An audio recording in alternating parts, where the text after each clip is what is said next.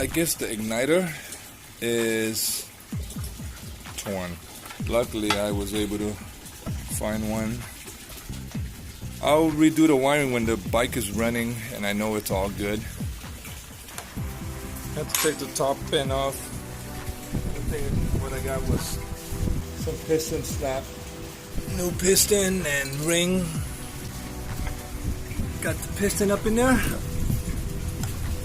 and lined up the ring. I'm ready to drop the head in there. I know I should have put the piston in there first. I guess you could do it either way.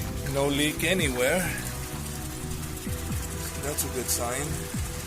The brake, I'll go get those repadded. I disconnected those for now. And the electrical is temporary. That'll be probably last. And the rear brake is all set.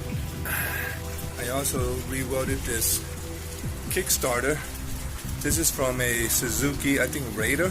The carburetor is leaking a little bit. I'm gonna have to do something with those fuel metering jets, because that's not cutting off the fuel, so I have to turn off the petcock every time.